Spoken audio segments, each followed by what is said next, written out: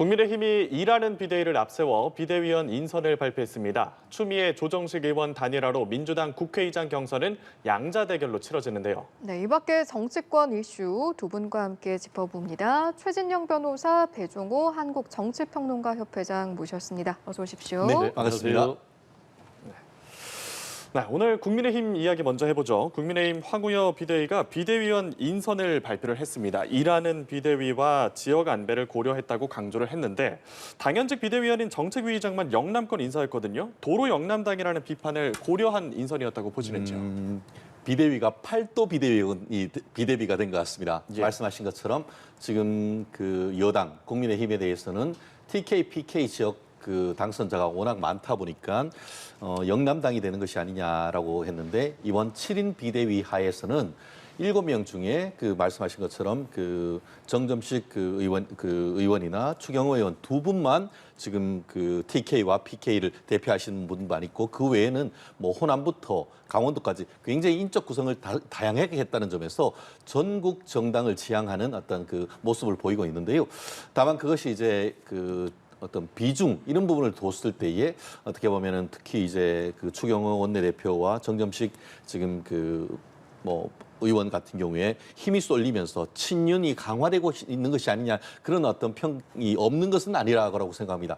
다만 그럼에도 불구하고 지금 추경호 의원 같은 경우에는 부총리를 하셨고 또 지금 그 정점식 의원 같은 경우에는 재선으로서 이제 그 법사위를 비롯해서 굉장히 다양한 그 국회 내에서 역할을 했기 때문에 말하는 것처럼 이 지역 안배를 넘어서 일하는 비대위 이 부분에 방점이 찍힌 것 아니겠습니까? 예. 그렇다는 점에서 어떻게 보면 지금 거야를 상대하는 입장에서는 어떤 그 뭐 친명 뭐 친윤, 비윤 이런 부분이 중요한 것이 아니고 지금 민주당과 싸워서 이기고 그리고 나아가서 이 정부 여당과 함께 결속을 해서 능력 있는 것을 국민들에게 성과를 보여줄 수 있는 그런 어떤 비대위원을 만들어야 되는 상황 속에서는 황우여 지금 그 비대위원장의 어떤 부득이한 선택이 아니었나 저는 그렇게 봅니다. 예. 협회장님 보시기에는 이번 국민의힘의 일하는 비대위 어떻게 평가를 하십니까? 네, 일단 말씀하신 대로 문희는 전국 정당의 모습을 갖췄다고 볼 수가 있겠어요. 왜냐하면은 뭐 팔도를 고루 기용했다 이렇게 말씀하셨기 때문에 그러한 인선이 이루어진 것은 맞는데 문제는 좀 내용을 들여다 보면 그게 문희만 전국 정당이다라는 얘기를 할 수밖에 없어요. 일단 도로 영남당, 영남자민련이라는 그런 우려가 나온 이유는 그동안의 국민의힘의 정당 운영이 영남 중심 출신들로 운영이 돼 왔고 그 결과 이번 총선에서 참패해가지고 수도권에 완전 참패를 했지 않습니까? 그러니까 수도권 출신의 국민의힘 의원들이 거의 없단 말이에요. 그리고 또 충청에서도 참패를 했단 말이에요. 그러다 보니까 지금 도로 영남당 또 영남 자민련 그런 우려가 나오는데 제가 말씀드린 대로 이걸 뜯어보면은 이번에 이제 4명의 지명직 비대위원을 안배를 했습니다만은 지역별로 결국 이 4명 중에 김용태 당선인 빼고 3명은 친윤이다 이렇게 분류가 되고 있거든요. 예. 그리고 정책위 의장 같은 경우도 지금 정점식 의원 이분 같은 경우는 이제 검사 출신 아니겠습니까? 핵심 친윤이죠. 그리고 사무총장 성일종 이분도 핵심 친윤으로 분류가 됩니다. 그리고 이제 원내대표 같은 경우 이 추경호 원내대표도 역시 이제 TK 이분도 이제 뭐 계파색이 좀 엷지만 친윤으로 분류가 되거든요. 그러면은 문희는 전국 정당의 모습을 또 그리고 지역별로 안배를 했을 수 있다 이렇게 볼 수가 있지만 결국은 친윤들로 당이 그렇게 이어진단 말이에요. 그러면은 무슨 문제가 벌어지느냐? 이번 이제 총선 참패의 핵심 원인이 청 그러니까 용산과의 관계에 있어서 수직적인 그런 상하 관계가 있었기 때문에 이걸 바꿔야 된다라는 그런 문제 제기가 나왔는데도 불구하고 역시 친윤 일색의 국민의힘으로 되면은 이런 용산과 또 국민의힘과의 상하 관계를 바꿀 수가 있겠는가?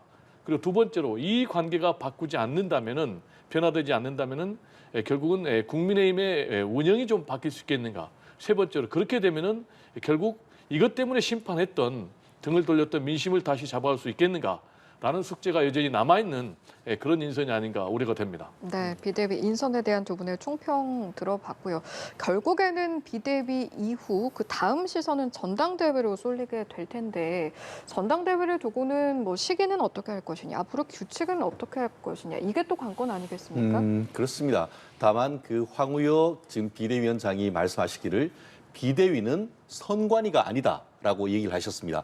말씀하신 것처럼 지금 현재의 이른바 관리형 비대위로서 가장 중요한 것은 다가오는 뭐 7월 달이건 8월 달이건 됐던 국민의힘의 전당대회의 룰을 만들고 날짜를 지정해서 어떻게 보면은 그 차기 국민의힘의 대표 지도부를 선출하는 것이 굉장히 중요한 건 중요합니다. 다만 그럼에도 불구하고 비대위란 것은 정말 단순한 어떤 관리형을 넘어서 실질적인 어떤 그 현재의 어떤 리더십을 가지고 특히 22대 국회에 여소야대 국회에서 이 당 대표로서 역할을 해야 되는 것 아니겠습니까? 그렇기 때문에 중요한 것은 그 전당회 룰과 어떻게 보면은 관리하는 역할도 중요합니다만 또 말씀드렸듯이 지금 민주당과의 협상 이런 부분도 굉장히 중요하기 때문에 어느 하나 지금 쉽사리 어떻게 보면은 포기하기 어려운 것 아니겠습니까? 비록 짧지만 다만 그럼에도 불구하고 지금 제일 중요하고 국민들의 관심이 있는 것이 전당대회 룰을 만드는 것인데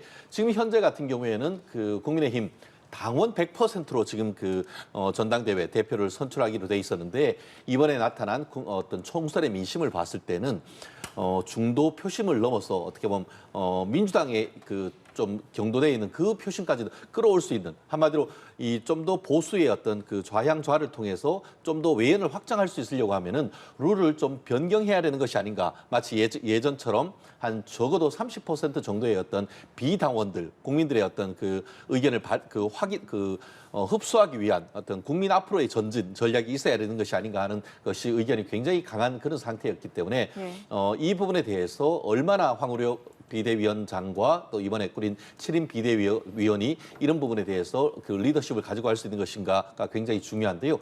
내부적으로는 뭐 경우에 따라서는 100% 전부 다 오픈 프라이머리를 하자부터 해서 한 5대5 내지는 뭐 8대2까지 다양한 스펙트럼이 얘기가 되고 있는데 이런 부분의 의견을 모아서 좀 더 국민의 목소리를 담아서 외연을 확장할 수 있는 그 여당을 만드는 그 역할이 지금 황우여 비대위원장의 손에 달려 있는 것이 아닌가 생각합니다. 예, 시기와 규칙을 두고 지금부터도 각각 이견이 드러나는 부분이 있고 그렇기 때문에 조금 전에 말씀하신 부분도 지금의 비대위가 맡게 될 역할이 더 중요하다라는 맥락에서 말씀을 해주셨거든요. 어떤 의견 가지고 계신지요?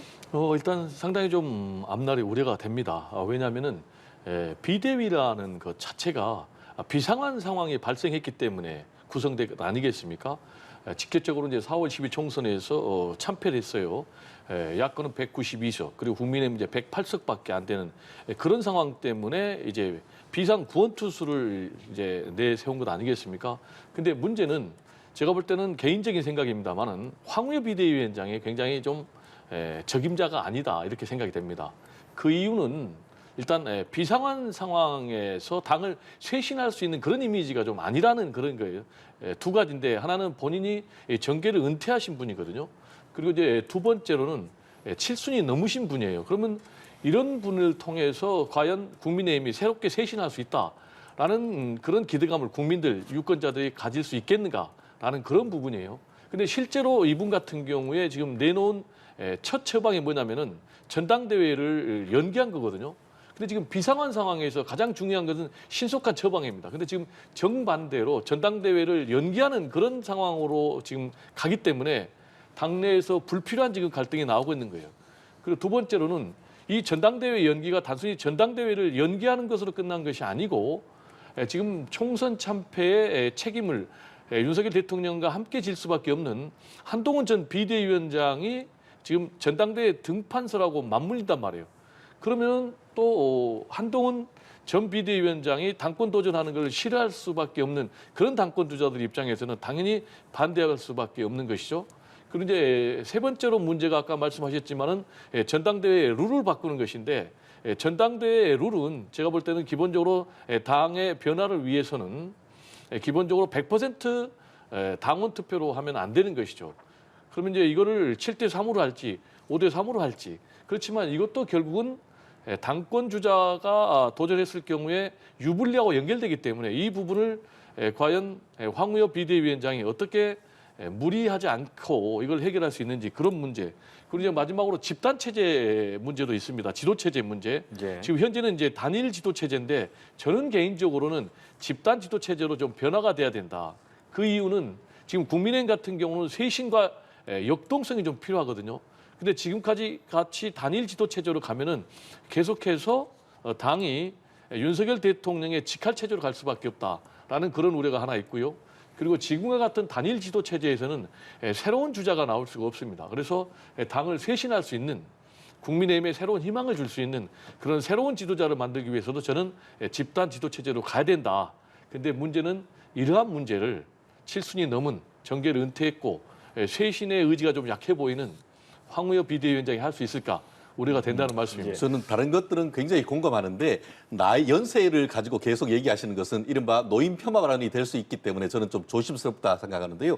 아시다시피 지금 세계 대통령이라도 불리우는 미국 지금 바이든 대통령이 80대 중반을 나아가고 있고 지금 민주당 같은 경우에는 지금 그 목포에서 박지원 의원 같은 경우에 지금 8순이 훨씬 넘었습니다. 그러면서도 굉장히 현역에서 열심히 뛰고 있는데 지금 그 황우여 지금 비대위원장 같은 경우에도 굉장히 어떻게 보면 그 다양한 경험을 가지고 있는 이런 분으로서 나이가 많기 때문에 이 직이 안 된다라고 하기에는 어떻게 보면 그 황우여 그 비대위원장의 어떤 지혜, 뭐 본인 스스로도 어떻게 보면 노마 지지라고 해서 나이 든 말의 지혜 뭐 이런 얘기를 하고 있습니다만 굉장히 지금 현재 이른바 관리형 비대위원으로서 사실 누구도 하기 어려운 누구도 사실 고사하는 것을 맡고 있지 않습니까? 그렇기 때문에 그리고 또 지금 빨리 왜 이렇게 자꾸 늦추냐 하는데 오늘 같은 경우에도 8월 말까지 미루려고 하는 것 아니다. 최대한 빨리 하려고 한다는 그런 의지도 보이고 있는 이런 상황 속에서 지금 그 황우여 비대위원장의 어떤 역량이나 이런 부분을 좀 나이나 이런 거에서 폄하하는 것은 아마 그 자유우파 보수 지지자들 입장에서는 그런 식의 접근은 좀 부적절한 것이 아닌가 저는 생각합니다. 예. 제가 좀 말씀을 해야 될 것 같아요. 말씀을 왜냐하면 하셨으니까 짧게 한 번만 부탁드릴게요. 저는 이제 팩트를 얘기한 것이지 제가 나이를 얘기했다고 그래서 노인 폄훼 또는 폄하 발언으로 해석한 거 좀 지나친 해석 같고요. 참고로 저는 황우여 비대위원장이랑 굉장히 친합니다. 그리고 그분 같은 경우는 말씀하신 대로 지혜도 있고요. 또 특히 이제 인품이 굉장히 있습니다. 그런데 지금의 국민의힘 같은 경우는 쇄신과 역동성이 필요하다라는 차원에서 제가 볼 때는 뭔가 좀 새로운 또 젊은 그런 분이 나와야 될 것 같고요. 바이든 예를 들으셨는데 바이든 대통령 같은 경우 지금 현실적으로 그분의 리스크가 나이 리스크거든요. 이거는 팩트이기 때문에 부정할 수 없는 요소입니다. 예, 뭐 우려도 있지만 또 기대도 있는 이런 가운데 비대위가 공식 출범 절차를 마치고 내일 윤 대통령과의 만찬에 참석을 하거든요. 총선 이후에 새로운 당 지도부의 첫 상견례인 셈인데 어떤 현안이 좀 오갈 거라 보십니까? 일단 원팀 스피릿, 원팀 정신이 얘기가 되지 않겠습니까? 지금 민주당 같은 경우에는 이번 그 비대위가 이른바 친윤 색채가 강화되는 것이 아니냐라는 그런 걱정을 하시는데 사실 당과 정이 원팀이 돼가지고 끌어도 사실 지금 현재 여소야대 전국에서 그 전국을 끌어나가기 쉽지 않은데 친윤과 비윤으로 나뉘면서 적정 분열을 보인다고 한다고 하면은 사실은 그것은 이른바 민주당 프레임에 말리는 그런 것 아니겠습니까? 그렇기 때문에 이번 같은 경우에는 새로운 어떤 그 비대위원을 해서 리더십을 하는 과정에서 어떻게 보면은 특히 그 황우여 비대위원장 같은 경우에는 윤석열 대통령에 대한 협조 요청이 있을 가능성이 상당히 크겠죠. 일단 서로의 어떤 원팀으로서 이 어려운 시점을 같이 한번 뛰어 넘어가자라는 그런 우위를 다지는 절차가 될 것이고 더불어서 지금 그 윤석열 대통령도 계속 얘기하듯이 당정 분리가 원칙이기 때문에 당의 일에 대해서는 감나라 배나라 원칙적으로 하지 못하도록 돼 있는 건 아니겠습니까? 이런 부분에 대한 어떤 서로의 덕담은 주고가 있지만 실질적인 어떤 그 당의 어떤 룰이라든가 아니면은 그 전당대회 날짜라든가 이런 부분에 있어 가지고는 윤 대통령께서 구체적으로 얘기를 하시기보다는 오히려 이 황우여 비대위원장께서 본인이 가진 리더십 앞으로의 어떤 타임라인을 얘기해주고 협조를 구하는 얘기가 중요하지 않을까 싶고요. 더불어서 오늘 한 언론 인터뷰에 보니까 황우여 비대위원장이 다가오는 앞으로 4년 동안 있는 그 선거는 대한민국 미래를 결정하는 중요한 선거이고 하나하나 선거가 중요하기 때문에 그 선거가 패배를 한다고 하면은 당대표가 바로 물러날 그를 각오로 해야 되고 이번 당대표 같은 경우에는 대통령에게도 이렇게 나아가면은 선거집니다라고 얘기할 수 있는, 한마디로 아닌 건 아니라라고 얘기할 수 있는 그런 사람으로 뽑을 수 있도록 얘기를 해야 된다라고 했기 때문에 이번 비대위원을 끌어나가는 과정에서 어떤 당의 원팀도 중요하지만 당무에 대해서는 우리가 국민들의 목소리를 다 들어가지고 할 테니까 국민들의 목소리를 좀 존중해달라, 이런 당의 목소리를 좀 존중해달라, 이런 의견이 오갈 가능성이 상당히 높지 않을까 생각을 합니다. 예. 협회장님께 하나 여쭤보겠습니다. 대통령실이 정쟁보다 민생에 몰두하겠다라고 밝히면서 이번 주부터 민생 토론회도 재개한다는 방침인데 법약권에서 나선 이 특검 행보를 민생 행보로, 특검 전국을 민생 행보로 돌파하려는 의도로 볼 수 있을까요? 제가 볼 때는요. 일단 여론조사를 해보면은 제일 부정적인 요인의 1번이 민생 경제, 이 부분에 있어서 윤석열 대통령이 부정적 평가 요인의 1위를 차지하고 있거든요. 그리고 또 강력하게 지금 민주당에서 요구하고 있는 것이 민생 아니겠습니까? 그리고 이제 구체적으로 민생 방안과 관련해서 이재명 대표가 요구하고 있는 것이 민생 회복 지원금 1인당 25만 원씩. 그런데 윤석열 대통령께서 기자회견을 통해서 여러 가지 입장을 밝혔지만은 사실상 민생 회복과 관련된 구체적인 방안, 국민들이 야 이거는 정말 좋은 민생 회복 방안이다라는 그런 방안은 내놓지는 못했다고 보거든요.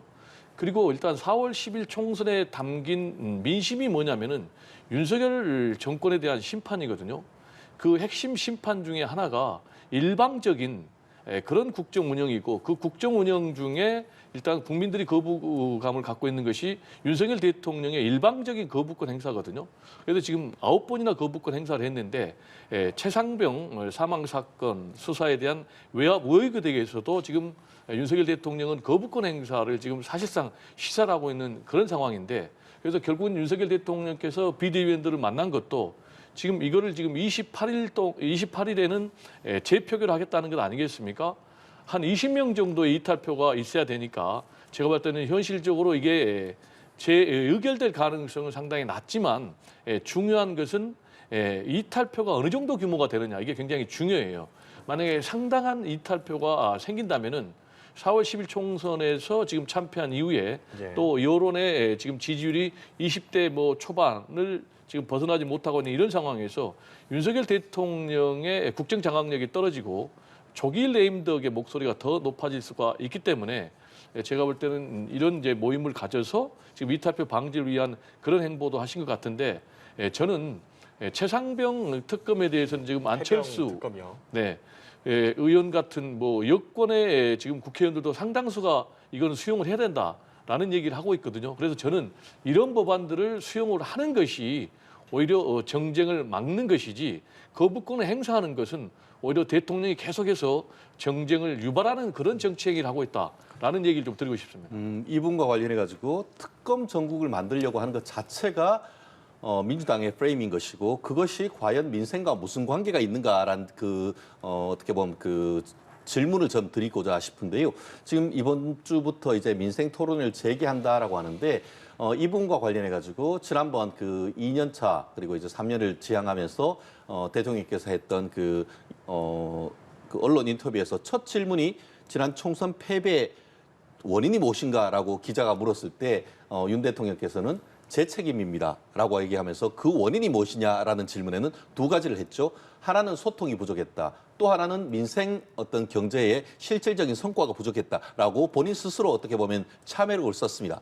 그러면서 이제 소통과 민생 두 가지 키워드인데, 지금 얘기하는 것처럼 금주부터 민생 토론을 재개하는데 이것이 바로 민생과 소통을 한꺼번에 더 나아가기 위한 하나의 어떤 그 솔루션이 되지 않을까 싶은데요. 다만 그 진행이나 이 내용이 좀 바뀔 가능성이 있다고 봅니다. 무슨 말씀이냐면은 기존의 어떤 그 민생 토론회, 지난 총선 과정에서도 적지 않은 민생 토론을 가졌습니다만 많은 부분 윤석열 대통령께서 말씀하는 데 할애가 됐다라는 그런 비판이 있었습니다. 오히려 이번 앞으로의 어떤 민생 토론회 같은 경우에는 그런 비판을 받아들여서 민생 토론회를 전국으로 다니면서 하시되 그 지역의 경제인 그리고 또 언론인들의 얘기를 많이 듣는 식으로 해서 소통을 강화하고 거기에 나오는 것을 정책화해서 말씀하신 것처럼 3년 차에 민생의 어떤 그 성과를 내려고 한다고 하면은 그것이 바로 민생 행보이고 그것이 바로 어떤 소통 행보다라고 저는 생각을 하는데요. 그럼에도 불구하고 민주당 같은 경우에는 지금 민생과는 아무런 관계없는 오히려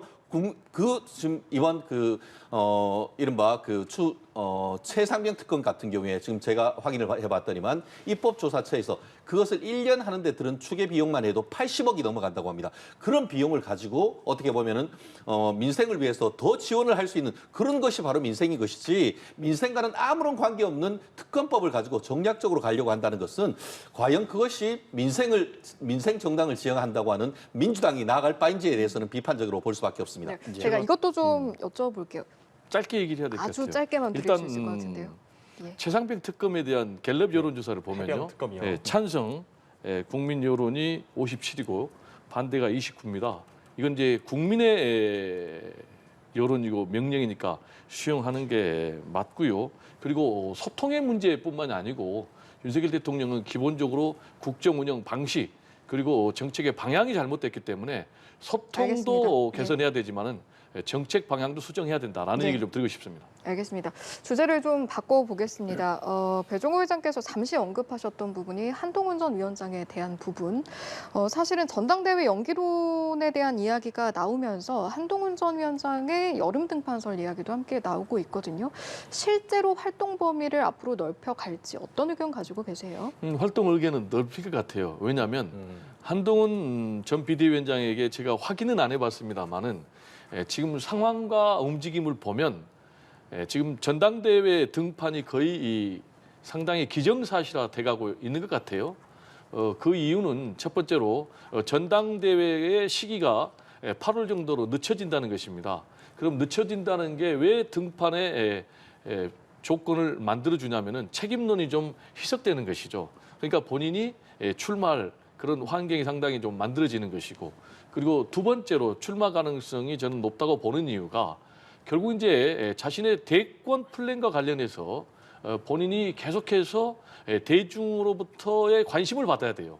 그런데 만약에 이번에 등판하지 않을 경우에 본인이 나설 정치적인 무대가 없는 거예요. 현실적으로 본인이 등판할 수 있는 기회는 2년 뒤에 지방선거 또는 재보궐선거거든요. 근데 재보궐선거 같은 경우는 있을지 없을지도 일단 불확실하고, 두 번째로 재보궐선거가 있다 할 경우에 본인이 나가서 당선된다는 보장도 없거든요. 그리고 지방선거는 본인의 대권 로드맵하고는 좀 안 맞을 것 같아요. 그렇다면은 결국은 움직여야 된다. 왜냐? 전당대회 등판해야 되기 때문에.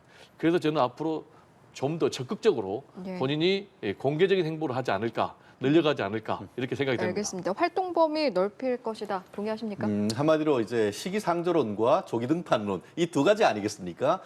점점 지금 초기에는 어떻게 보면 시기상조론이 조금 더 우세했습니다만 시간이 조금 더 가고 특히 국민의힘의 어떤 전당대회가 조금 더 늦춰지는 그런 느낌이 있다라고 봤을 때는 조기 등판론 가능성이 점점 커지는 것은 현실인 것 같습니다.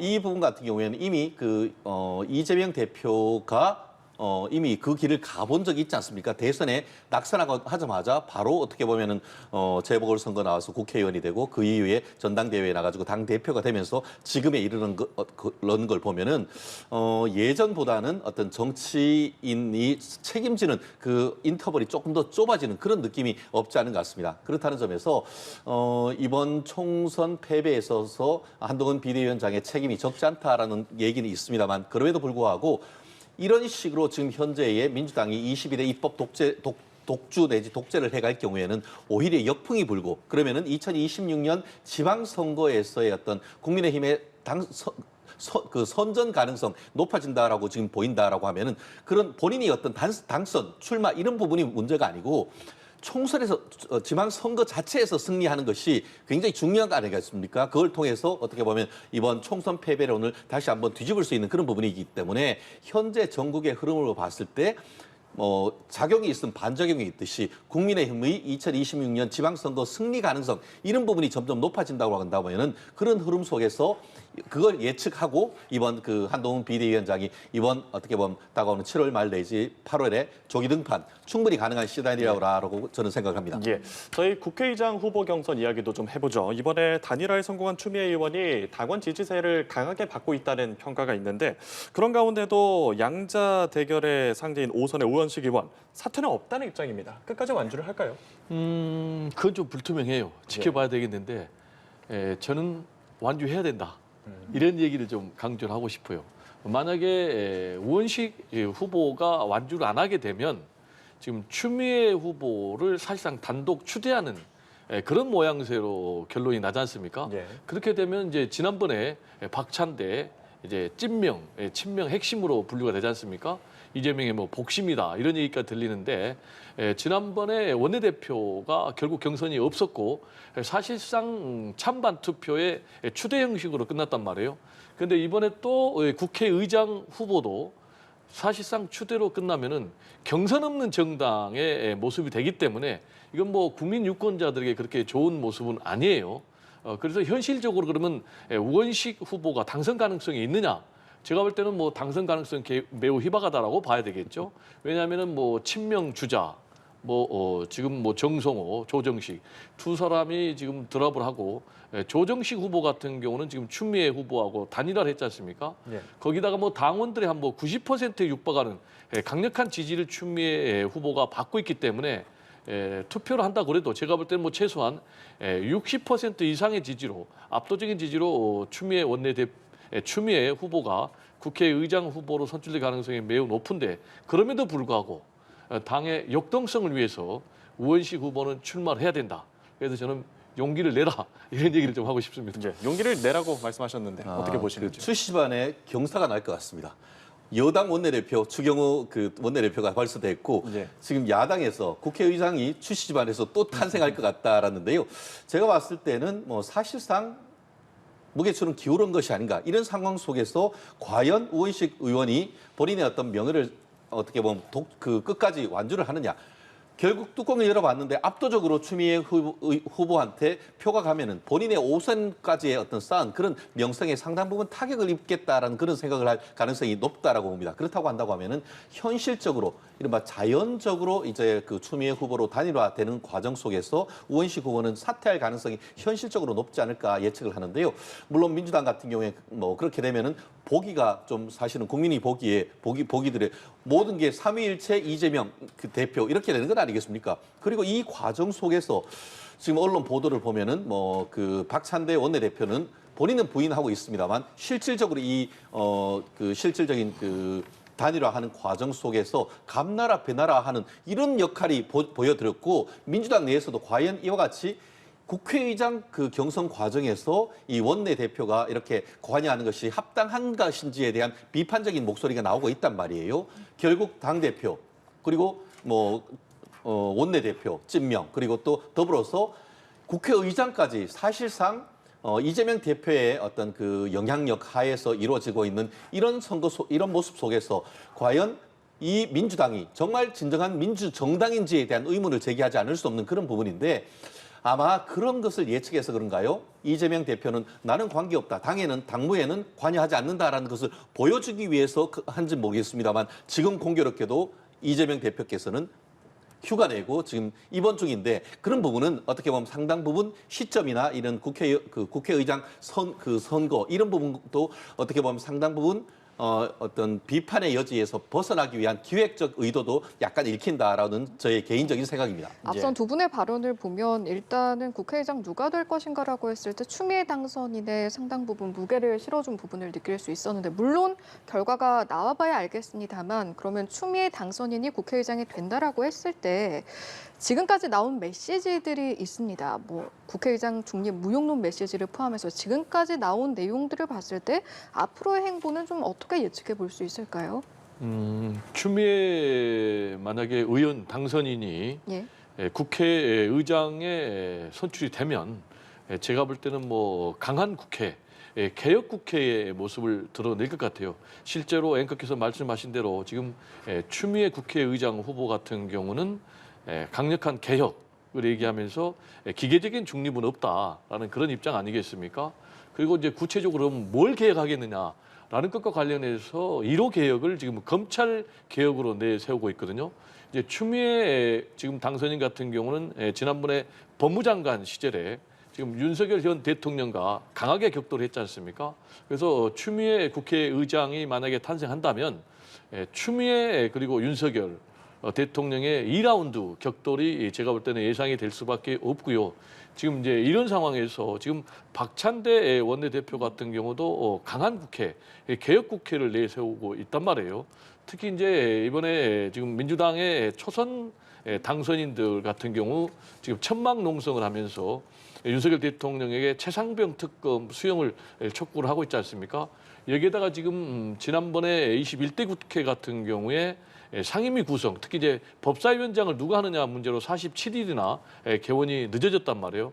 근데 지금 이제 박찬대 원내대표 같은 경우는 법사위 운영위는 이제 반드시 가져와야 되겠다라는 이제 그런 입장이기 때문에 특검법 문제하고 둘러싸가지고 22대 국회는 뭐 시작 전부터 강대강의 대치가 이어지고 있는데 그러면 이런 상황에서 과연 정국이 굉장히 강대강으로 가고 정치가 실종이 되면 누구에게 제일 큰 책임이 있느냐? 결국 대통령의 제일 책임이 있는 거예요. 그리고 누가 제일 큰 피해자냐?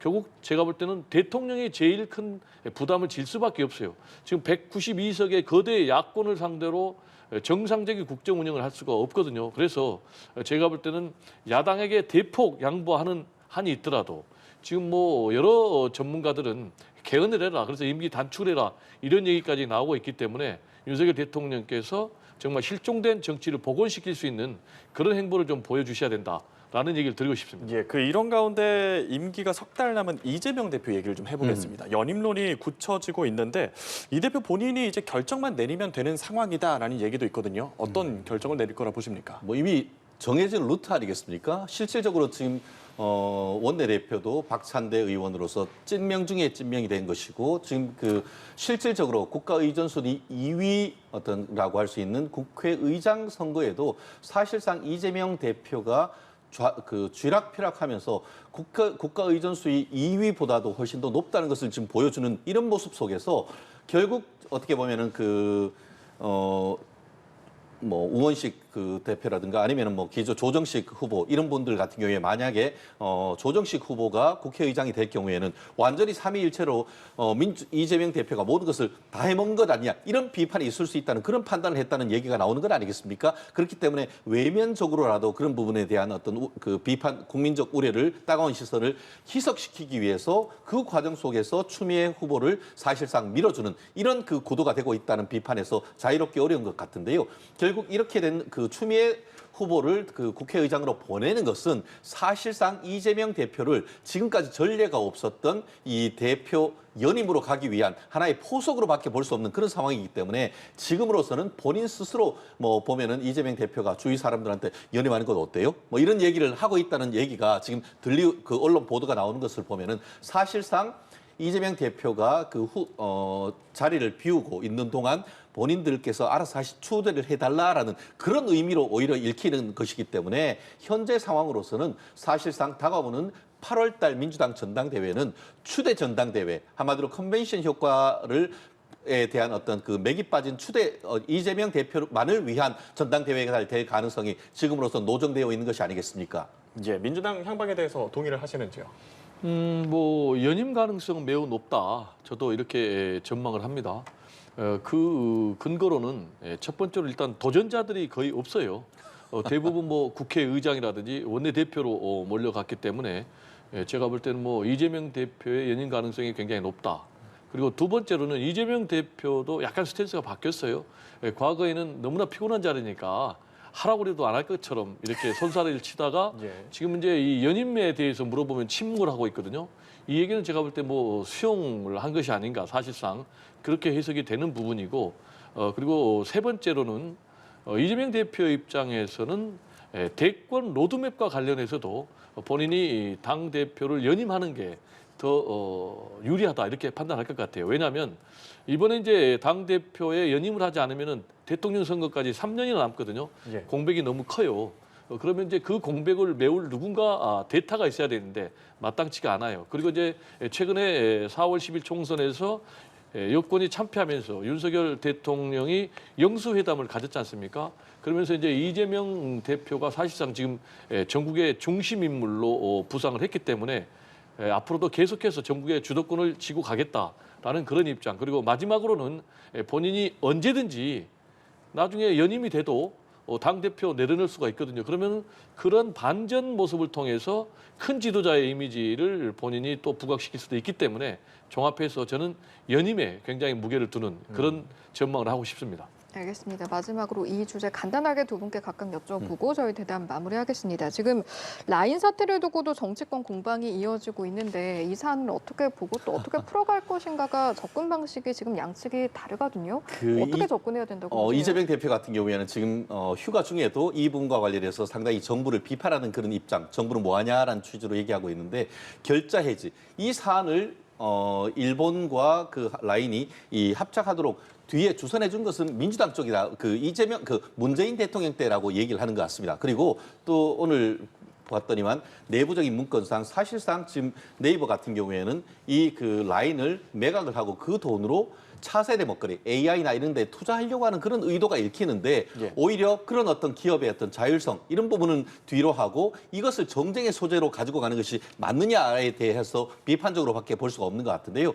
말씀드린 것처럼 이 부분 경제는 경제대로 가면 되는 것이지 거기에 국민적 감정 이제는 뭐 지금 조국 대표 같은 경우에는 이걸 이유로 해가지고 독도까지 간다고 하는데 또 죽창가를 불러야 되는지 왜 일본을 가시지 않고 독도는 왜 갑니까? 그렇다는 점에서 정치는 정치를 제대로 하시고 경제는 경제인들한테 맡겨두는 것이 저는 맞다고 봅니다.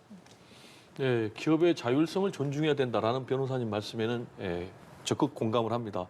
근데 문제는 기업의 정상적인 경영권을 일본 정부가 지금 빼앗으려고 하는 것 때문에 지금 문제가 되는 것이죠.